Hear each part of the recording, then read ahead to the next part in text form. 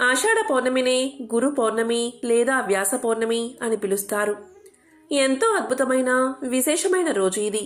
మరి ఇటువంటి రోజు ఈ చెట్టును తాకితే చాలు మీకు తిరుగులేని రాజయోగం కలుగుతుంది. సమస్త దోషాలు తొలగిపోతాయి.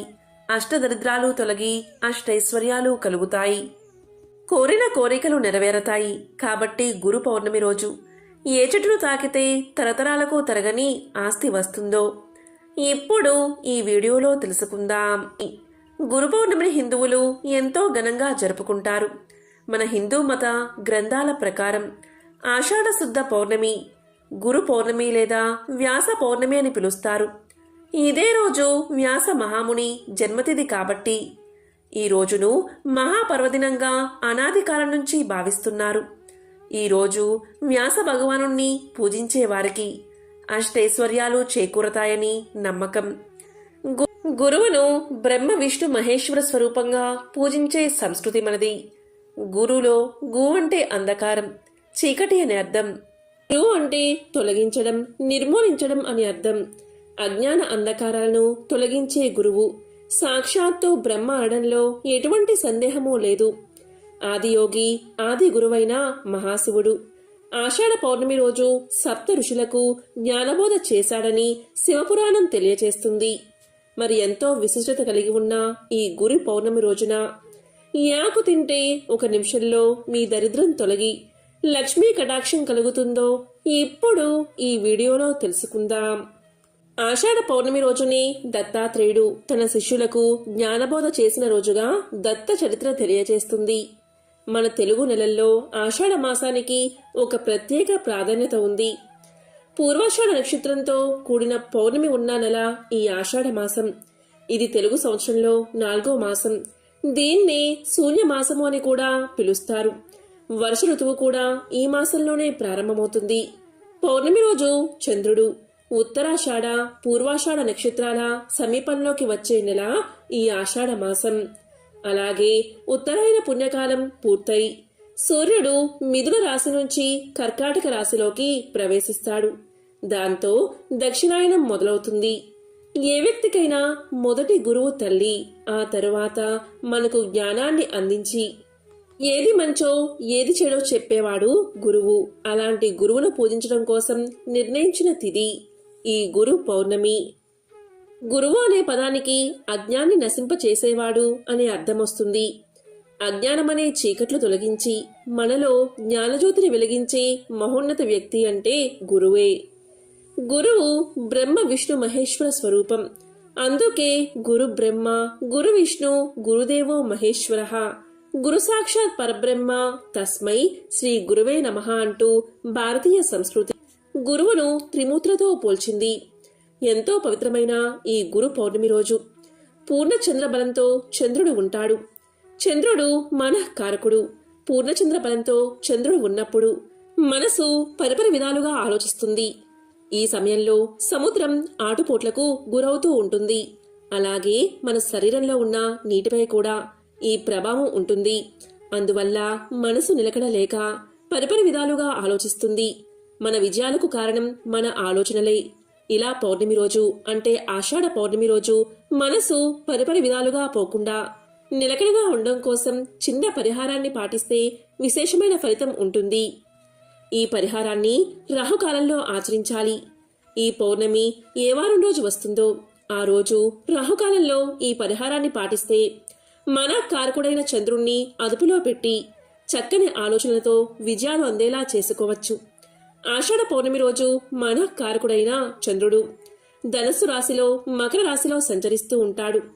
పౌర్ణమి రోజున అంటే ఆషాఢ పౌర్ణమి రోజున మన మనసు పరిపరి విధాలుగా మారకుండా నిలకడగా ఉండడం కోసం ఈ ఒక్క ఆకును తింటే చాలు. మీ మనసు నిలకడ చెంది మీకు మీ జీవితాన్ని మార్చుకోవడానికి గొప్ప గొప్ప ఆలోచనలు వస్తాయి. అంతేకాదు మీరు వెంటనే చక్కని శుభవార్త వింటారు. ఈ ఆకును ఈ గురు పౌర్ణమి రోజున వచ్చే రాహుకాలంలో తినాలి. మధ్యాహ్నం 1:30 మొదలై మధ్యాహ్నం 3 గంటల వరకు ఉంది. ఈ గంటన్నర సమయంలో మీరు ఈ ఆకును తింటే చంద్రుడి చెడు ప్రభావం మనసుపై పడకుండా ఉంటుంది. అంతేకాదు ఈ ఆకు తినడం వల్ల మీ జ్ఞాపక శక్తి కూడా అభివృద్ధి చెందుతుంది. ఆరోగ్యపరమైన సమస్యలు కూడా తొలగిపోతాయి. గురు పౌర్ణమి రోజున రాహుకాలంలో లేదా రాహుకాలం ప్రారంభం కాకముందే ఈ ఒక్క ఆకును తెచ్చుకోండి. అదేంటి అంటే తమలపాకు. దానిపై ఒక చిన్న బెల్లం ముక్క పెట్టి ఆ ఆకును శివుడి పటం ముందు ఉంచండి. గురు పౌర్ణమి రోజున ఉదయాన్నే దీపారాధన చేస్తూ ఉంటారు కాబట్టి ఈ ఆకును బెల్లాన్ని శివుడి పటం ముందు ఉంచి పూజ చేసి రాహుకాలంలో ఈ ఆకును బెల్లాన్ని తినండి. ఇలా ఇవి కలిపి తినడం వల్ల శరీరం ఉత్తేజం చెందుతుంది. అంతేకాదు తమలపాకు తింటే ఆరోగ్య సమస్యలు కూడా పటాపంచలవుతాయి. జ్ఞాపక శక్తి వృద్ధి చెందుతుంది. గురు పౌర్ణమి రోజున ఈ తమలపాకు బెల్లంతో పాటు ఇంకొక పదార్థం కూడా తింటే చంద్రుడి చెడు ప్రభావం నుంచి బయటపడవచ్చు. గురు విశిష్టతను తెలియచేసే ఒక విశేషమైన కథను ఇప్పుడు తెలుసుకుందాం. ఈ కథను వింటే కోటి జన్మల పుణ్యం వస్తుంది. పూర్వం వారణాసిలో వేదనిధి, వేదవతి అనే బీద దంపతులు నివాసం ఉండేవారు. వారు ఎల్లప్పుడూ ఆధ్యాత్మిక చింతన, భక్తి, జ్ఞానం కలిగి జీవనాన్ని సాగించారు. కానీ ఆ దంపతులకు సంతానం మాత్రం కలగలేదు. ఎన్ని నోములు నోచినా, ఎన్ని వ్రతాలు ఆచరించినా ఫలితం లేకుండా పోయింది. ఇదే సమయంలో వారణాసిలో ఉండే వ్యాస భగవానుడు రోజూ మధ్యాహ్న సమయంలో రహస్యంగా గంగానదికి స్నానానికి వస్తూ ఉంటారని తెలుసుకున్న వేదనిధి ఎలా అయినా సరే ఆయన్ని దర్శించుకోవాలని భావించాడు. ఆ రోజు నుంచి వేదవ్యాసుడి కోసం 1000 కళ్ళతో వెతకడం ప్రారంభించాడు వేదనిధి. ఈ నేపథ్యంలో ఒకరోజు భిక్షువు రూపంలో చేతిలో దండం, కమండలం ధరించిన ఒక వ్యక్తిని చూశాడు వేదనిధి. వెంటనే అతని పాదాలపై పడి నమస్కారం చేశాడు. ఆ భిక్షువు మాత్రం కసురుకున్నా సరే పట్టిన పాదాలను మాత్రం విడవకుండా ఇలా పలికాడు, మహానుభావా, తమను సాక్షాత్తు వ్యాస భగవాన్లే అని నేను గ్రహించాను. కాబట్టి మిమ్మల్ని శరణు పొందగోరుతున్నాను అని పలికాడు. ఆ మాటలకు కంగుతిన్న ఆ సన్యాసి గంగానది ఒడ్డున 4 దిక్కులా చూస్తూ ఎవరైనా తన్ను చూస్తున్నారేమో అని పరికరించాడు. వెంటనే వేదనిధిని ఆప్యాయంగా పైకి లేపి ఏమి కావాలో కోరుకోమన్నాడు. అప్పుడు వేదనిధి, స్వామి, రేపు మా తండ్రిగారి పితృకార్యం. దానికి తమరు అతిథిగా మా ఇంటికి తప్పకుండా వీచ్చేయాలి అని వేడుకున్నాడు. వేదనిధి ఆహ్వానాన్ని మన్నించి వ్యాస భగవానుడు అంగీకరించాడు. దీంతో సంతోషంగా ఇంటికి చేరుకున్న వేదనిధి తన సతీమణితో గంగానదీ తీరంలో జరిగిన వృత్తాంతమంతా కూడా వివరించాడు. ఇక ఇచ్చిన మాట ప్రకారం మర్నాడు ఉదయమే వారి ఇంటికి విచ్చేసిన వ్యాస భగవానుణ్ణి ఆ దంపతులు సాదరంగా లోపలికి ఆహ్వానించి అతిథి సత్కార్యాలు చేసి పూజించారు. తరువాత దేవతార్చనకు తులసి దళాలు, పువ్వులు సిద్ధం చేసి విధులను విధి విధానంగా నిర్వహించి తరువాత వ్యాస భగవానుడికి సాష్టాంగ నమస్కారం చేశారు. వారి ఆతిథ్యానికి సంతుష్టుడైన వ్యాస భగవానుడు వారిని ఏం వరం కావాలో కోరుకోమన్నాడు. అప్పుడు వారు, స్వామి, ఎన్నో నోములు వ్రతాలు చేశాము, అయినా మాకు సంతానం కలగలేదు. మాకు సంతానం కలిగేలా వరాన్ని ప్రసాదించండి అని వేడుకున్నారు ఆ దంపతులు. వారు కోరుకున్న వరాన్ని అనుగ్రహించిన మహర్షి త్వరలోనే తేజోవంతుడు, ఐశ్వర్యవంతులైన 10 మంది పుత్రులు జన్మిస్తారని ఆశీర్వదించాడు. అలా ఆశీర్వదించి తిరుగు ప్రయాణమవుతున్న వ్యాస భగవానుడితో, ఓ ప్రభు, తిరిగి మీ దర్శన భాగ్యం మాకెప్పుడు కలుగుతుంది అని ప్రశ్నించాడు వేదనిధి. దానికి వ్యాసుడు ఇలా పలికాడు, ఓ ఆదర్శ దంపతులారా, నన్ను మళ్ళీ మళ్ళీ దర్శించాలని మీకు కోరికగా ఉన్నదని నాకు అర్థమవుతుంది. నేను చెప్పేది శ్రద్ధగా వినండి. ఏదైనా, ఎప్పుడైనా, ఎక్కడైనా మన వేదాంగాల యొక్క రహస్యాలను, ఇతిహాసాల యొక్క అర్థాలను ఉపదేశిస్తూ ఉంటారో అలాంటి వ్యక్తి నా స్వరూపంగా అంటే వ్యాసుడి రూపంగా భావించి పూజించండి. అలాంటి గురువుల్లో నేనెల్లప్పుడూ ఉంటాను. నా అనుగ్రహం లేనిదే గురువులు ఏ విషయాన్ని చెప్పలేరు. అలాంటి గురువులను ఆషాఢ శుద్ధ పౌర్ణమి రోజు పూజించండి అంటాడు. అప్పుడు వేదనిధి వ్యాసుణ్ణి మళ్ళీ ఇలా ప్రశ్నించాడు, మహాత్మా తమను ఎప్పుడు ఎలా పూజించాలో సెలవీయండి అని కోరతాడు. దానికి వ్యాస భగవానుడు, ఓ బ్రాహ్మణోత్తమా, నేను జన్మించిన ఆషాఢ శుద్ధ పూర్ణిమ. ఈరోజు గురువులను శ్రద్ధాభక్తులతో పూజిస్తే నన్ను పూజించినట్లే అని చెప్పి వెళ్ళిపోతాడు. ఆ తరువాత వేదనిధి వేదవతికి సంతానం కలుగుతుంది. వారు సుఖ సంతోషాలతో జీవించి అంత్యంలో విష్ణు లోకాన్ని చేరుకున్నారు. ఇది బ్రహ్మాండ పురాణంలోని ఒక విశిష్టమైన కథ. హిందువులు అన్ని జంతువుల్లోనూ దేవుణ్ణి చూస్తారు. అందువల్లే ఆవుల వంటివి పూజనీయ జంతువులు అయ్యాయి. అలాగే కొన్ని పర్వతాలు పుణ్యస్థలాలు అయ్యాయి. కొన్ని నదులు పుణ్యనదులు అయ్యాయి. వాటికి ఆ పవిత్రత ఏ విధంగా వచ్చిందో వివరించే కథలు కూడా పురాణాల్లో ఉన్నాయి. అలాగే చెట్లలో కూడా దేవుణ్ణి చూస్తాం. కొన్ని చెట్లు దేవతా వృక్షాలు. నిజానికి చెట్లు భూమి మీద సౌరశక్తిని గ్రహించుకునే కేంద్రాల్లో ఒకటి. అవి మనకు కాయలు, పళ్ళు, పువ్వులు, ఔషధాలు ఇవ్వడంతో పాటు వంట చెరుకు వంటివి ఇచ్చి మానవాళి మనుగడకు ఎంతగానో తోడ్పడుతున్నాయి.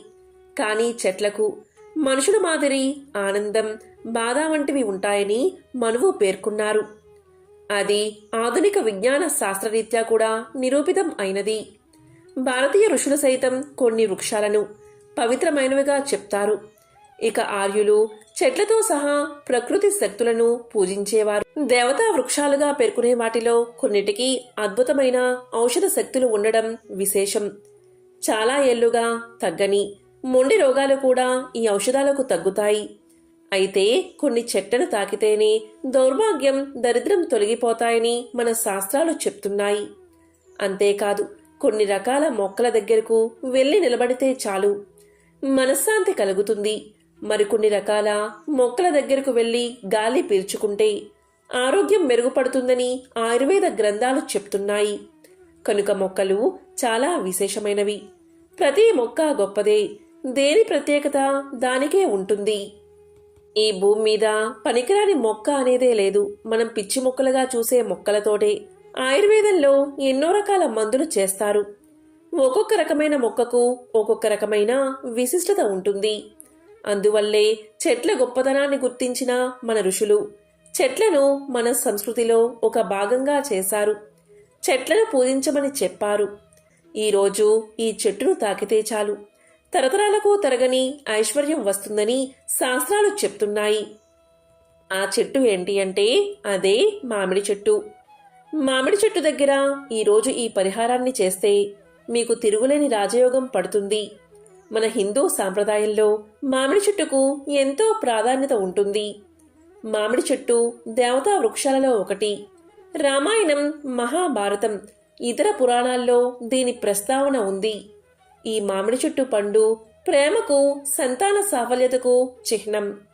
ఏ శుభకార్యమైనా మామిడి తోరణాలు కట్టకుండా ప్రారంభం కావు. ఈ ఆకులకు ఎక్కువ మంది చేరిన చోట ఏర్పడే కాలుష్యాన్ని తొలగించే గుణం ఉందని మన పెద్దలు చెప్తూ ఉంటారు. మామిడి చెట్టు వేదాలలో స్వర్గపు ఫలం అని కూడా అంటారు. భాగవతంలో మందర పర్వతం మీద మామిడి చెట్టు ఉందని చెప్పబడింది. శివుడి ఆగ్రహానికి గురై ఒక సందర్భంలో పార్వతీదేవిని శపించగా ఆమె భూలోకానికి వచ్చి పార్వతీదేవి ఒక మామిడి చెట్టు కింద మట్టితో శివలింగాన్ని చేసి పూజించినట్లు పురాణాలు చెప్తున్నాయి. కాబట్టి మామిడి చెట్టును హిందువులు పవిత్ర వృక్షంగా పూజిస్తారు. ఈరోజు అంటే గురు పౌర్ణమి రోజు మామిడి చెట్టును తాకితే చాలు మీ కష్టాలు, సమస్యలు తొలగిపోతాయి. అష్టైశ్వర్యాలు కలుగుతాయి. ఎక్కడ మామిడి చెట్టు కనిపిస్తే ఆ చెట్టు దగ్గరకు వెళ్లి ఈ గురు పౌర్ణమి రోజు చెంబుతో కొన్ని నీళ్లు పోసి తరువాత చెట్టుకు నమస్కారం చేసుకోండి. 11 సార్లు ఆ చెట్టును తాకండి. ఈ విధంగా తాకేటప్పుడు మీ కోరిక చెప్పుకోండి. ఇలా చేస్తే మీ కోరిక త్వరగా నెరవేరుతుంది. ఇలా చేసిన తర్వాత ఆ చెట్టు దగ్గర కాసేపు కూర్చుని ఇంటికి చేరుకోండి. ఇలా చేయకపోయినా ఈ అద్భుతమైన రోజు కేవలం మామిడి చెట్టును తాకడం ద్వారా అందులోని అద్భుత శక్తులు మీలోకి ప్రవేశించి మీ దశ మారిపోతుంది. సకల దేవతల అనుగ్రహం మీకు లభిస్తుంది. మీలోని నెగటివ్ శక్తులు ఆ చెట్టు తీసేసుకుంటుంది. మంచి పాజిటివ్ ఎనర్జీని మీకు అందిస్తుంది. ఈ గురు పౌర్ణమి రోజు ఇలా చేస్తే మీ కష్టాలు బాధలు పోయి తరతరాలకు ఐశ్వర్యం కలుగుతుంది. ఈ రోజు ఇలా చేస్తే మీ కష్టాలన్నీ తొలగిపోతాయి. అత్యుత్తమ ఔషధ గుణాలున్న ఈ మామిడి చెట్టు ఎంతో విశేషమైనది. ఈ విషయాన్ని అనాది కాలంలోనే భారతీయులు గుర్తించి దాన్ని పవిత్ర వృక్షంగా భావించి పూజించడం మొదలుపెట్టారు. ఈరోజు మామిడి చెట్టును తాకడం వల్ల మిమ్మల్ని ఈ చెట్టు నరకం నుంచి తప్పిస్తుందని మన శాస్త్రాలు చెప్తున్నాయి. కాబట్టి ఎంతో విశేషమైన గురు పౌర్ణమి రోజు ఇటువంటి విధి విధానాలు పాటించి ఆ త్రిమూర్తుల సంపూర్ణ అనుగ్రహాన్ని పొందండి. ఓం నమః శివాయ. ఓం నమో నారాయణాయ.